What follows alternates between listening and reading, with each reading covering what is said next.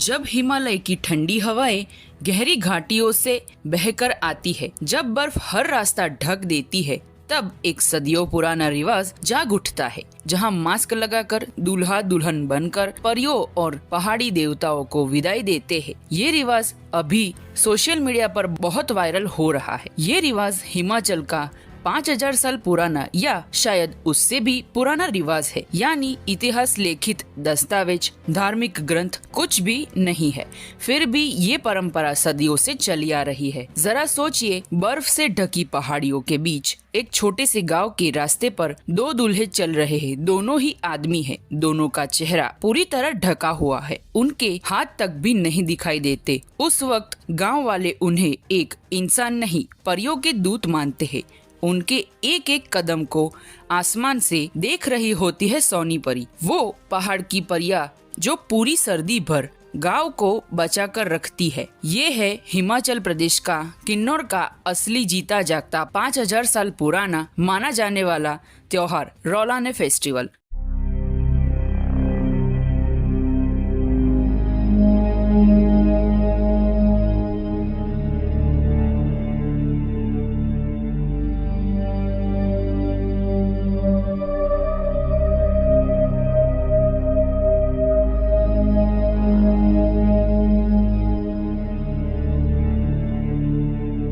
रौलाने festival Himachal के किन्नौर जिले के कल्पा कोठी और आसपास के गांव में मनाया जाता है। ये पर्व सर्दी के अंत और वसंत के आगमन के समय मनाया जाता है। कई जगह इसे होली के बाद या सर्दी के पिघलते ही आयोजित किया जाता है, इसीलिए इसे ऋतु परिवर्तन और प्रकृति पुनर्मार्गरण से जोड़ा जाता है। रौलाने को लोग सिर्फ फेस्टिवल नहीं बल्कि इंसान, प्रकृति और सोनी नाम की गार्डियन स्पिरिट के बीच एक रिचुअल ब्रिज मानते हैं। किन्नौर के लोग सोनी को पर्वतीय परियां या रक्षक आत्माएं मानते हैं, जो ऊंचे घास के मैदानों से नीचे गांव में उतरकर सर्दियों के दौरान लोगों, पशुओं और रास्तों की रक्षा करती है। इस त्योहार के केंद्र में दो पात्र होते हैं, रावला यानी दूल्हा और रौलाने यानी दुल्हन। दोनों गांव के पुरुष ही होते हैं, लेकिन वो एक दिव्य जोड़े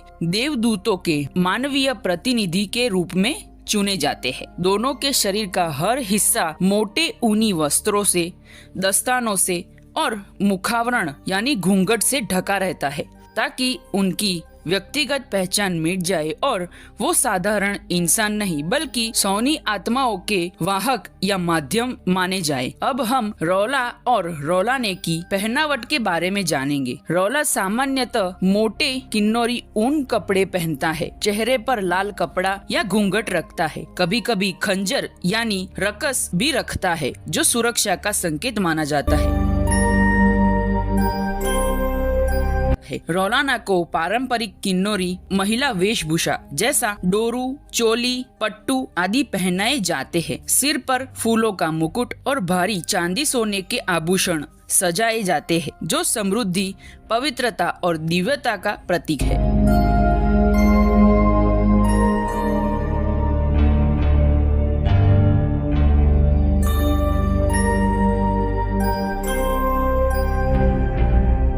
उसके बाद रौला और रौलाने अलग अलग लोकेशन से निकलते हैं और ढोल दमाऊ के बीच गांव के रास्ते से होकर मंदिर की तरफ बढ़ते हैं। जैसे कल्पा का नागिन नारायण मंदिर, रास्ते में लोग उनके आसपास नाचते गाते मजाक करते हैं। इस बीच कई लोग सत्तू हवा में उछालते हैं, जो एक तरफ से होली जैसा प्लेफुल जेस्टर है और दूसरी तरफ समृद्धि, अनाज, ब्लेसिंग्स का सिंबल है। इस वॉक को लोग सिर्फ यात्रा नहीं, एक फेयरवेल मार्च मानते हैं। जैसे हम किसी मेहमान को स्टेशन तक छोड़ने जाते हैं, वैसे ही ये सोनी को उनके पहाड़ तक बीड फेयरवेल करने का रिवाज है। अब हम जानेंगे मंदिर के अंदर का स्लो मिस्टीरियस डांस। जब रावला रौला ने मंदिर में अंदर पहुंचते ही पूरा माहौल एकदम बदल जाता है। बाहर का शोर शांत हो जाता है, स्टेप स्लो और मेडिटेटिव हो जाते हैं। वहाँ दोनों एक धीमा, केयरफुल, कोरियोग्राफ्ड नहीं बल्कि अंतर्ज्ञान हल्का सा ट्रांस डांस करते हैं।